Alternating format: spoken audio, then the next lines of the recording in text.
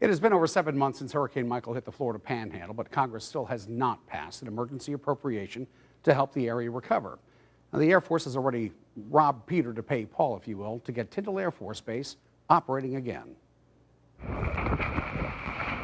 When Hurricane Michael roared ashore last fall, Tyndall Air Force Base had already been evacuated. It's just a few minutes down the road from Mexico Beach, ground zero for the storm. A base population of 11,000 was reduced to 94, all hunkered down in this place, called the Rideout Building. Apparently it was very surreal when they came out after the storm had passed and they kind of felt like, okay, we think it's okay to kind of stick our head out and take a look. It was surreal. Tons of debris has already been cleared. Widespread damage is obvious. But today, Tyndall is open for business. The flight line is intact. A control tower is functioning again. Planes are flying, and 3,000 of those evacuated people have returned. So I would say roughly 60 to 65% of the buildings were very substantially damaged. We're looking upwards of 200 facilities to be demolished.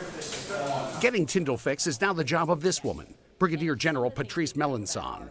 She says the base needs $2.5 billion for initial repairs, and she has to meet some important deadlines. Getting the base ready for 3 squadrons of F-35s and the arrival of Reaper drones, called MQ-9s. We need to be ready to bring the first F-35 to Tyndall the 1st of October 2023.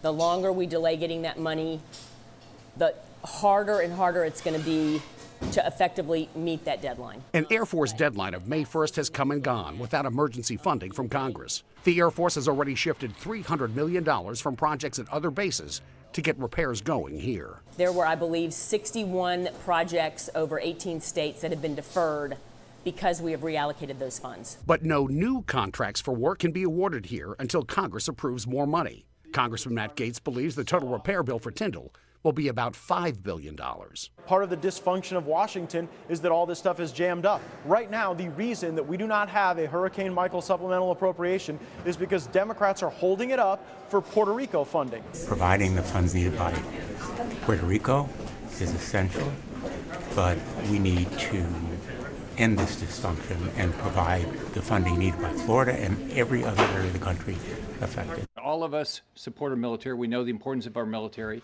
And if they don't have the right assets, if they don't have the, you can't get Tyndall rebuilt, then it impacts the ability for America to defend itself. The military importance of Tyndall has the Air Force committed to its future. The base provides an economic impact of $500 million a year around here, or 1/3 of the county's economy. Northwest Floridians are wondering, what is so different and so special about us that this was the only major storm that has yet to have a supplemental appropriation from the Congress, and they're right to be mad about it. Now, while hosting that campaign rally in Panama City Beach last week, President Trump announced another $446 million in HUD money for Florida to help in the recovery efforts. Also announced the federal government would reimburse the state for up to 90% of the costs it incurs in storm recovery. That's up from 75% just before that announcement.